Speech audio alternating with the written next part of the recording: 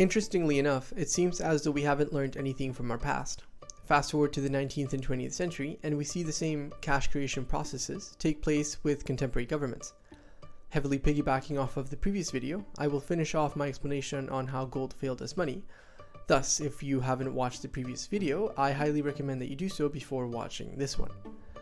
Anyway, on to more gold talk.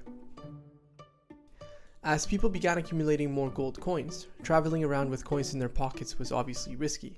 Therefore, people began storing their gold in banks for safekeeping. Banks, in turn, gave people deposit receipts used for the redemption of that stored gold. These paper receipts inevitably became the medium by which people exchanged gold in transactions. That is, for every economic transaction, rather than going to the bank to take out some physical gold, people simply exchanged those physical paper receipts, effectively making them the main medium of exchange.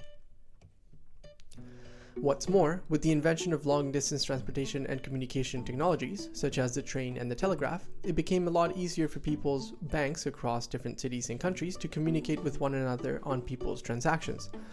It was the perfect win-win deal.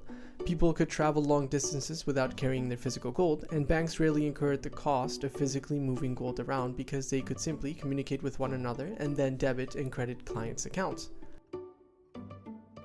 Alas, paper receipts improved gold's ability to store value across scales because you could more easily divide gold into smaller pieces without the need to melt it down and recast it into a smaller coin.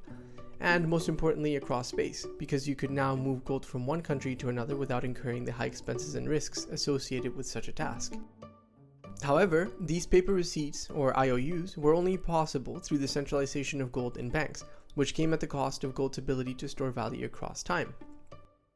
The centralization of gold allowed these banks and central banks to tamper with their country's gold-backed currencies.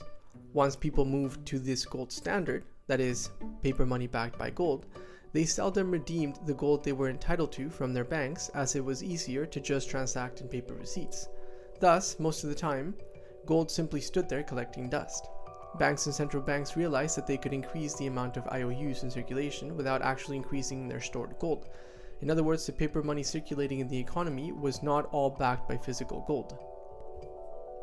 In short, people's need to safely store gold and to transport it across space without loss in value made it vulnerable to centralization, which de facto made it a poor store of value across time. Much like the aforementioned scenarios, easy to produce monies cannot store value across time. Thus, moving to paper money that can so easily be produced proved fatal for gold's monetary role. Now, on the next video, we'll review in more detail the severe consequences of centralizing gold in banks and dive deeper into what is known today as fiat money.